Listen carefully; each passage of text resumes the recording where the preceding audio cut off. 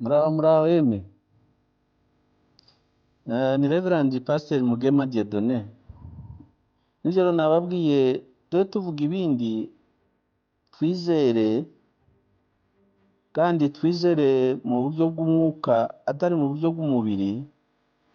Ariko nituzaba tubura umuntu, njyewe ntangara no kuvuga ngo aho agiye ngo niho heza. Ngiki kintu kiza kintangarira abantu bose akamaga umvuga ngo ni heza, ngo aho agiye ni heza. Ninde wagezeyo aragaruka atubwira amakuru ati yemwe ni mu mashega kimuruhe mwidendebeganya ngo mugume mwifate rutezo. Aho hantu mvuye banaka badusize barimo na mama wanje umbyara. Mwaramutse. Ikinkeye kohereza iyo audio, hari message nohereje mu mwanya mu gitondo, ariko ndabona we nditari bagereho mwese.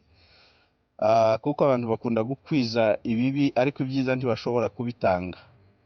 Ni Pastor Mugema Dieudonné. Ndagira ngo mbanze mbasabe imbabazi nciye bugufi, kuko muranzi muzi ubuhamya bwanjye, dukorana umurimo, kandi uko namye n'ubu niko nkiri mpamagara.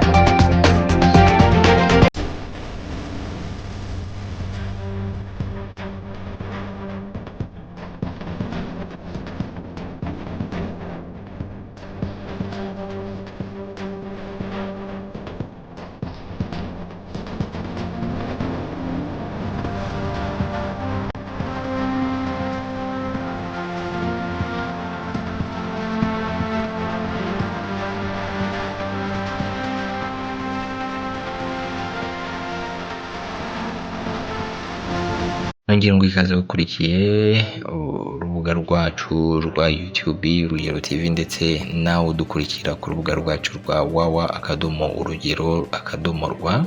Reka nongera ngo ikaze nkwifuza komeza kugira weekend nziza aho uri hose, kandi none nifuriza n'abantu bari muri guma mu rugo gukomeza kwihangana no gukomera. Ibihe nk'ibi ngibi nta kindi dusabwa no kubahiriza amabwiriza kugira ngo duhangane n'iki cyorezo cya corona virus.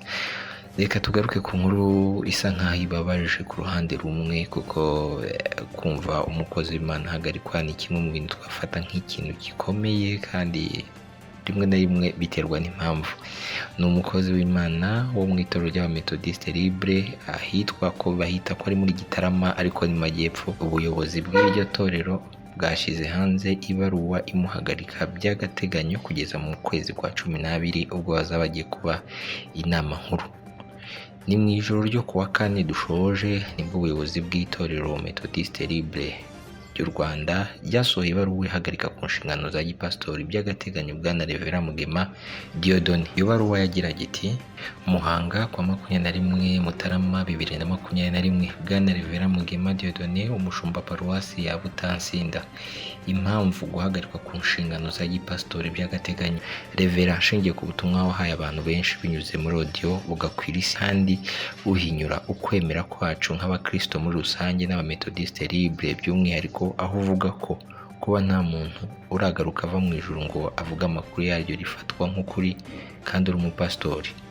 Shingiye ku mitegekere y'itorero Methodiste Libre tojwe igihe kirekire mu ngingo zayo z'108, 940 n'iya 532 zose zagombye gutuma uba umupastori uzi icyo wahamagariwe n'umwifata ukwiye. Shingiye ku mwanzuro w'inama yo kuwa 21 Mutarama 2020 yahuje umwepiskopi n'abayobozi b'inama z'umwaka ku murongo w'ikoranabuhanga, uvuga ko kuba wagaragaweho n'imyitwarire nk'iyi igayitse udakwiye kurekerwa mu ntama waragijwe n'itorero rya Yesu Kristo mu rwego rwo kuzirinda kuyoba.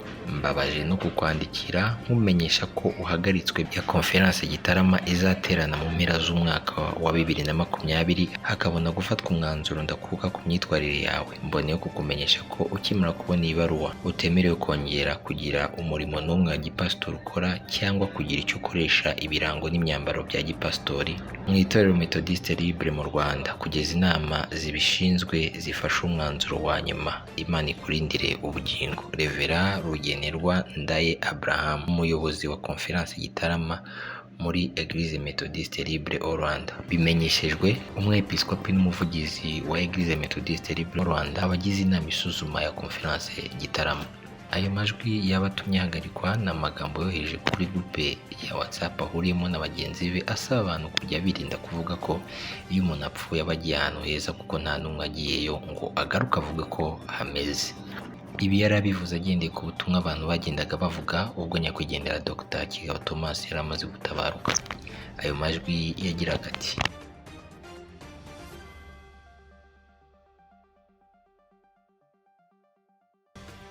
muraho yeme. Ni Reverend Pastor Mugema Dieudonné.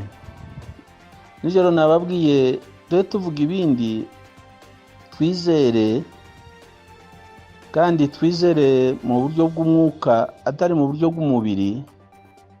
Ariko nituzaba tubura umuntu, njyewe ntangara no kuvuga ngo hagiye ngo niho heza. Ngiki kintu kiza kintangarira abantu bose bakamaga umvuga ngo ni heza, ngo hagiye ni heza. Ninde wagezeyo? Aragaruka atubwira amakuru ati yeme ni mu mashega timuruhe mwidendebeganya ngo mugume mwifate rutezo. Aho hantu mvuye banaka badusize harimo na mama wanje umbyara. Watubwira ati yeme narababonye ni heza, hameze gutya, hareze, ibintu bimeze gutya, baza bayirwa bahimbaza. Ariko gusa tukama tugendera muri ibyo ngo ni mukomere, ngo hagiye niho heza kuruta havuye.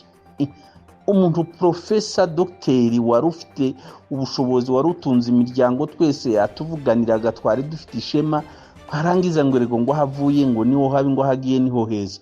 Ninde wageze yaragaruka aratubwira ngo atubwira amakuru tumashe.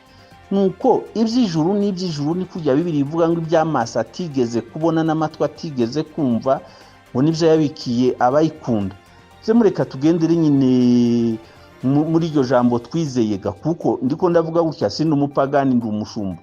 Ariko ntiwoguma gukabya abantu bari mu kababaro ngo umuvuge ngo hagiye niho heza. Hagiye se niho heza gute? Ninde wagezeyo? Nambwire ati habo dusozi tumeze gutya, hari intebe zimeze gutya. Yesu yagiye kudutegurira, nawe ntiyagarutse. Iyagarukaga ngo atubwirega. Ubungubu twese gusa dupfuye gutegereza ngo yaragiye azagaruka. Nuko nyine tukama twicara gutyo, twavutse baza bavuga ngo ageze kwirembo. Kugeza n'ubungubu abantu bari mu kuguma kutugenda buri munsi, ariko nyine tugakuma kwizera Bibiliya.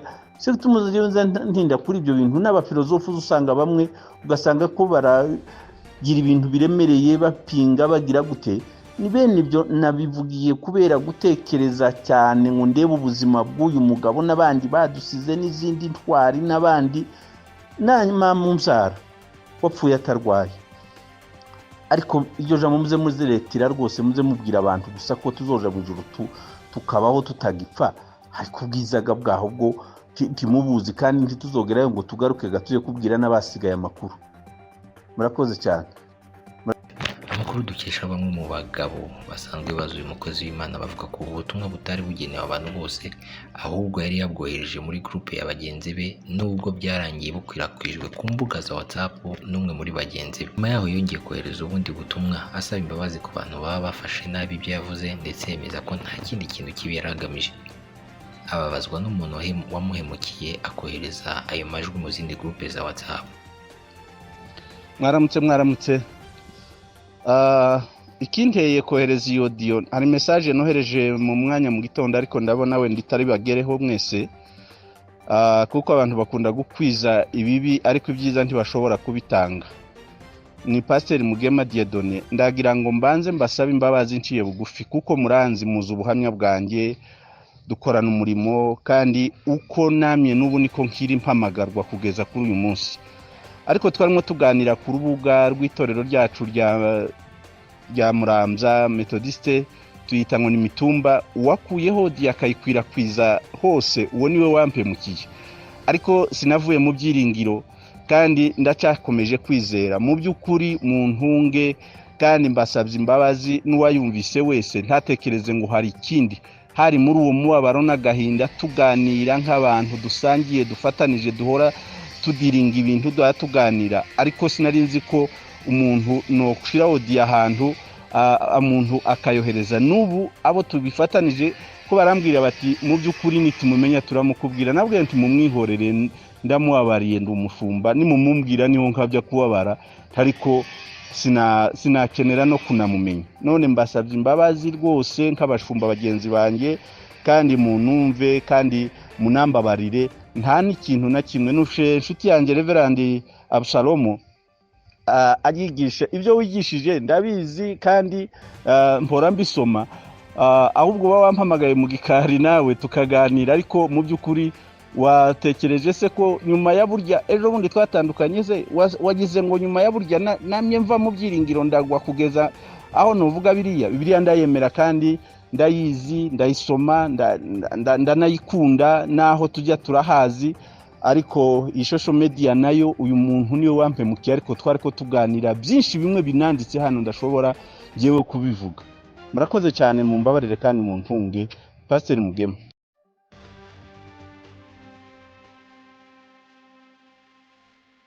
Abenshi mu bamenye uyu mwanzuro bemeza ko umupasiteri yarenganye bitewe n'uko ibihano yafatiwe byabaye nka wa wundi ufata inyundo akayicisha urushisha. Icyaha ashinjwa n'igihano yafatiwe benshi bemeza ko hashobora kuba hari n'ibindi bibazo byari bisanzwe bihari nubwo nta gihamya gihari kibyemeza. Guhagarikwa k'uyu mugabo hari abatemeranyije n'ibyemezo ubuyobozi bw'itorero rye bwamufatiye.